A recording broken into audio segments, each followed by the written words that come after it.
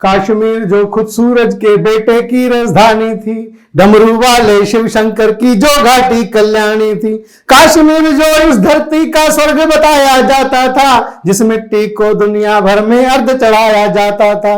कश्मीर जो भारत माता की आंखों का तारा था, कश्मीर जो लाल बहादुर को प्राणों से प्यारा था। कश्मीर वो डूब गया है अंधी गहरी खाई में, फूलों की घाटी रोती है मरघट की तन्हाई में, फूलों की घाटी रोती है मरघट की तन्हाई में। राष्ट्र कवि हरिओम पवार की इस ओजस्वी पूर्ण पंक्तियां सुनने के बाद हमको ये तो ध्यान में आ ही गया होगा कि आज मैं आप सभी के सामने किस विषय पर बात करने वाला हूं।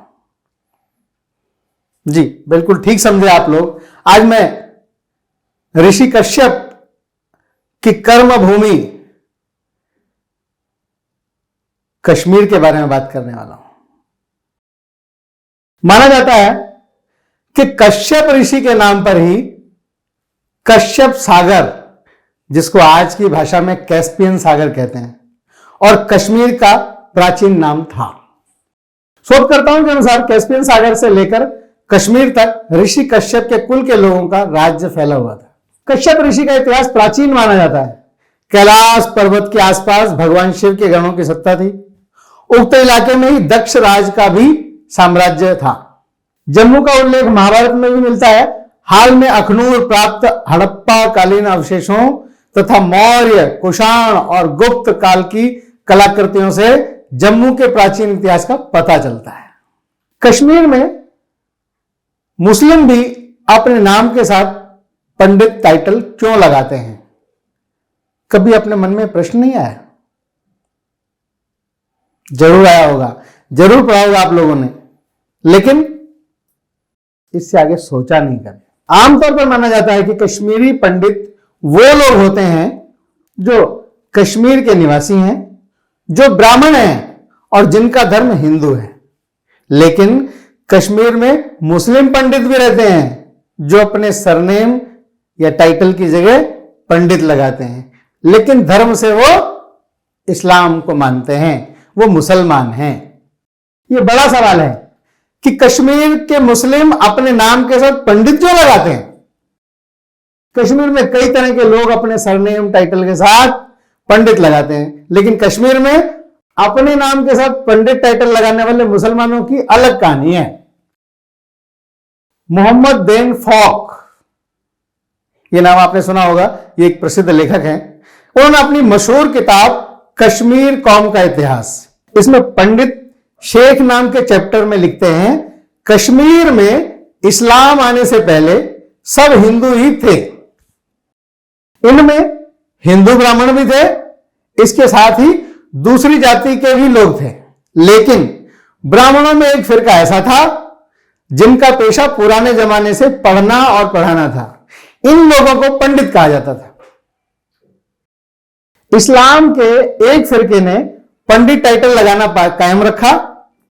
इसी किताब में आगे लिखा गया है, इस्लाम कबूल करने के बाद इस फिरके ने पंडित टाइटल को शान के साथ कायम रखा। इसलिए यह फिरका मुस्लिम होने के बावजूद अब तक पंडित कहलाता रहा। इसलिए मुसलमानों का पंडित फिरका शेख भी कहलाता है। सम्मान के तौर पर इन्हें ख्वाजा भी कहते हैं। मुसलमान पंडितों की ज्यादा आबादी ग्रामीण इलाकों में रहती है। ये यहां मूल पंडित जनजाति भी कही जाती हैं। कश्मीर में मुसलमान पंडितों की आबादी करीब 50,000 होगी। ये वो लोग हैं जिन्होंने इस्लाम कबूल कर लिया, जो मुसलमान पंडित हैं। ये कश्मीर के मूल निवासी हैं। ये बाहरी नहीं है।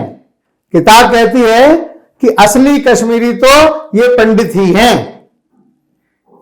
कश्मीर की कई मुस्लिम ट्राइब्स भी इस तरह की हैं। भट्ट, लोन, गनी ऐसा लिखने वाले भी कभी हिंदू पंडित थे।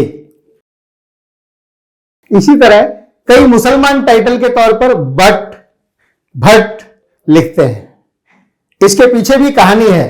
ये वो लोग हैं जिन्होंने बहुत पहले धर्म बदला और हिंदू से मुस्लिम बन गए।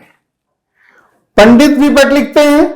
जिन मुसलमानों ने अपने साथ पंडित लगा रखा है वे इस्लाम कबूल करने से पहले सबके सब ऊंचे वर्ग से संबंध रखते थे। ये ब्राह्मणों में भी सबसे बड़ा वर्ग था। हम जानते हैं कश्मीर में क्या है कश्मीरी पंडितों का इतिहास।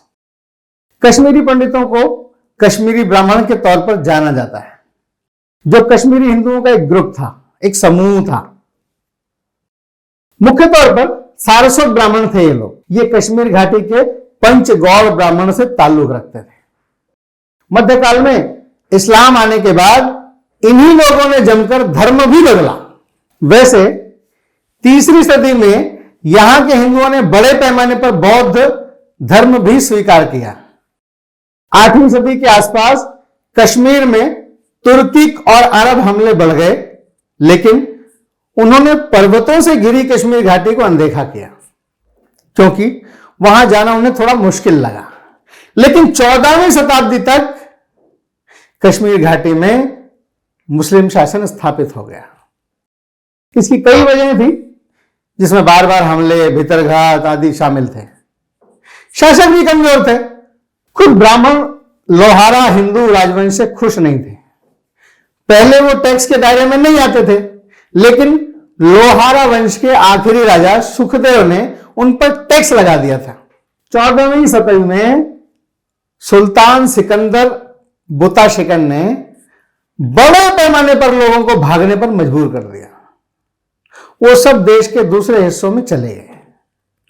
कुछ ने मुस्लिम धर्म स्वीकार कर लिया, लेकिन बुताशिकन का उत्तराधिकारी हिंदुओं को लेकर उदार था।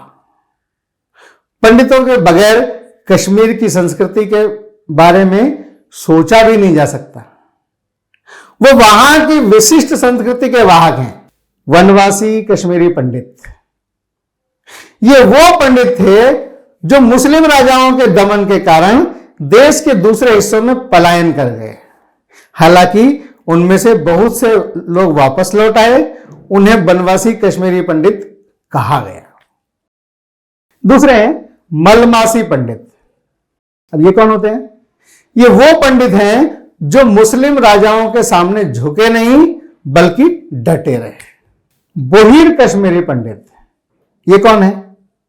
ये वो कश्मीरी पंडित हैं जो व्यापार करते थे। मुस्लिम कश्मीरी पंडित, ये वो कश्मीरी पंडित हैं जो पहले हिंदू थे लेकिन फिर मुस्लिम बन गए, लेकिन पंडित सरनेम अब भी लगाते हैं। ये लोग भट्ट, बट, धर, दार, लोन, मंटू, मिंटू, गनी, तांत्रे, मट्टू, पंडित, राजगुरु, राठेर, राजदान, मगरे, याटू, वानी ऐसे जाति नाम अपने नाम के साथ जोड़ते हैं। अब इनमें से आपको कुछ नाम अभी लेटेस्ट भी ध्यान में आते होंगे, जैसे सलमान बट, अब्दुल गनी लोन, शेख अब्दुल्ला, बुरहान वानी। ये इन्हीं में से सरनेम है सारे के सारे। कैसा लगता है? यही सरनेम हिंदुओं के साथ भी है, यही सरनेम मुस्लिम के साथ भी है, लेकिन अब जो मुस्लिम हो गए हैं वो ये चाहते हैं कि पूरा कश्मीर मुस्लिम हो जाए। इसी कड़ी में इस्लाम को मानने वाले लोगों ने 1995 में कश्मीर खाली कराया।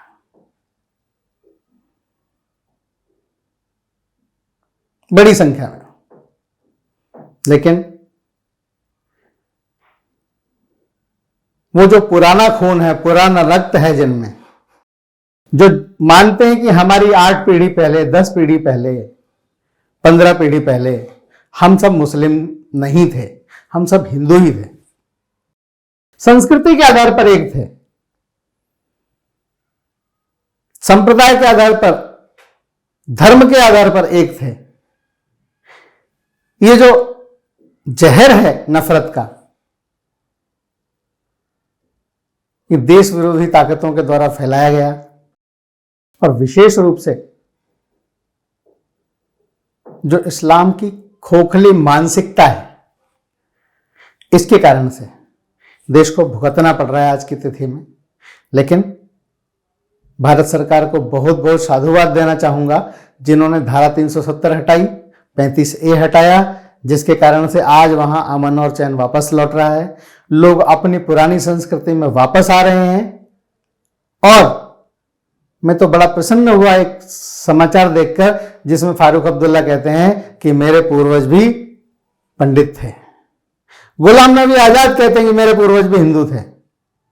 मुझे लगता है कि ये वो स्वर्णिम घड़ी है जब कश्मीर पुनः उदय होगा, अपने पुराने शान शौकत के साथ, पुराने सम्मान के साथ।